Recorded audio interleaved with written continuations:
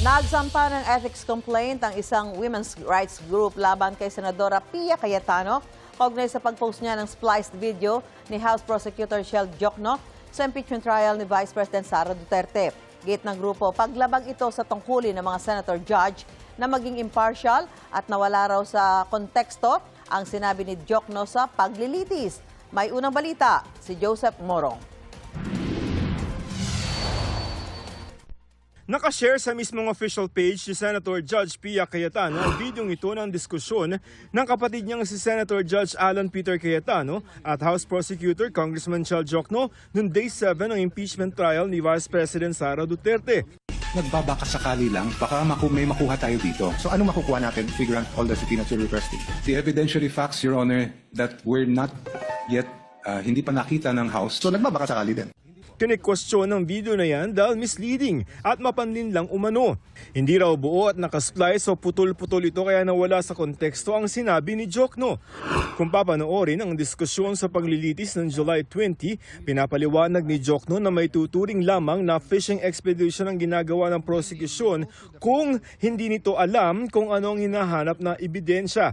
And yung tinutukoy po ninyong fishing expedition, yun ay maaring sabihin natin nangyari kung only if the party requesting the evidence or documents ay nagbabakasakali lang, baka may makuha tayo dito. In our case, I have to disagree that there was any sort of fishing expedition because based on what the Committee on Justice and later the plenary of the House found was sufficient, there was enough cause to proceed with the case.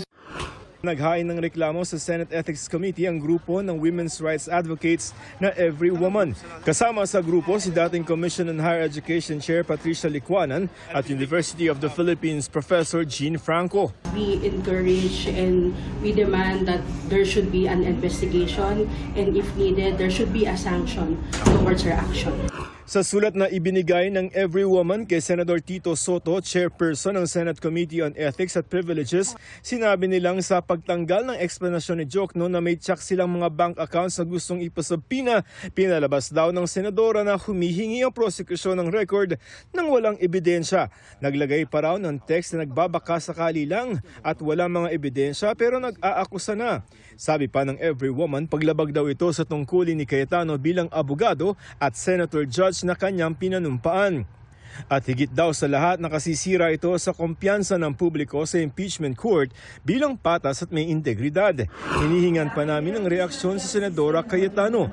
Bago ang paghahain ng reklamo laban sa kanya, natanong namin ang Senadora tungkol sa issue. Would you like to comment sa issue niyo kay Diokno? Why? Ma'am, walang comment sa Diokno? I mean, ma'am, sinasabi nila it's not being fair? Nauna namang pinalagaan ni Diokno ang kontrobersyal na video at binigyang diin na hindi sila nagbabakasakali lamang. Hindi yon yung sinabi ko nung nag-hearing kami. Hindi ako nagbabakasakali lang. What took place in the hearing, yun dapat sana yung naging subject ng anumang post on social media. Ayon kay Ethics Committee Chair Soto, hiwalay daw ito sa impeachment court. Anything that has to do with the Senate, we will, as much as possible, will not allow it to be transgressing into the work of the impeachment. Even if these are actions stemming from... Oh, but if there are actions coming from a senator, it should be taken up in the Senate. As a senator yung judgment natin. Ayon sa Senate Impeachment Court, kung walang magbibigay ng manifestasyon tungkol dito sa korte, ay walang pwedeng maging aksyon ang korte. Ang prosecution ayaw daw husgahan ang pagpo-post ng Senator Judge pero aminadong nababahala sa umunoy spliced video. Ang collective na opinion ng prosecution panel dyan ay ito ay nakababahala. No? This is very concerning and alarming.